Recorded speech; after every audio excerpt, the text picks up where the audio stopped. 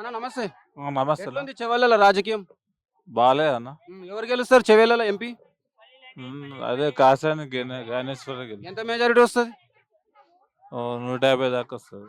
అది కాసాని జ్ఞానేశ్వర్ కోట వేయాలంటే ఎందుకు వేయాలంటారు? ఇప్పుడు ఉన్న ఉన్న పాట అయినా మంచి చేయలేదు కాబట్టి. రంజిత్ రెడ్డి కాంగ్రెస్ నుంచి వస్తుండు, బీజేపీ నుంచి కొండ విశ్వేశ్వర రెడ్డి వస్తారు.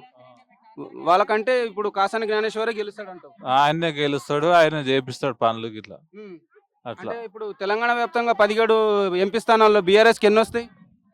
బీఆర్ఎస్ కు 3000 చిల్లర వస్తాయి. 17 స్థానాల్లో ఎన్ని వస్తాయి? 17 స్థానాల్లో 18,000 చిల్లర వస్తాయి. అంటే ఇప్పుడు కాంగ్రెస్ గురించి ఏమన్నా చెప్తావా? కాంగ్రెస్ గురించి లేదు, టీఆర్ఎస్ మన TRS only. కాంగ్రెస్ గురించి అంటే కేసీఆర్ అధికారంలోకి రావాలని. కాంగ్రెస్ గురించి అంటే మొత్తం రేవంత్ రెడ్డి అంతా దొంగ శాతాలు చేస్తుండు మొత్తం. అట్లానే ఏది ఇస్తలేడు, రైతు బంధు ఇస్తలేడు, రైతు బీమా ఇస్తలేడు, కరెంటు 0 బిల్ అన్నాడు, బిల్లు వస్తూనే ఉంది. అన్ని ఆయన ఉల్టా పల్టా చేస్తుండు, ఏ పని చక్కగా చేస్తలే. అది ఫైనల్ గా అయితే చెవెళ్ళలో మన జ్ఞానేశ్వర్ గెలవాలని చూస్తారు. ఆయనే గెలవాలి. ఓకేనా, థ్యాంక్ యూ. చెవెళ్ళలో రాజకీయం శివాలయాల రాజకీయం మంచిగానే ఉంది.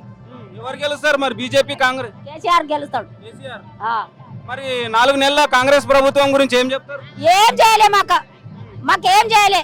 పెన్షన్ గిన్షన్ ఏం రాలే? పెన్షన్ రాదు మాకు, ఏది లేదు, కూలి కూడా లేదు మా ఊళ్ళో శివాలయాల. మరి అన్ని హామీలు అమలు చేసినామంటుండ్రు రేవంత్ రెడ్డి. చేయలే. బస్సు చేసిండు, ఆ బస్సులో ఆడవాళ్ళు ఎవరు పోతున్నాడో తెలియదు. ఇక బస్సు ఒక్కటే ఆయన చేసింది, ఆయన వీకింది ఏం లేదు, బస్సు ఒకటే వీకిండు. మళ్ళీ కేసీఆర్ రావాలంటూ? అవు రావాలి.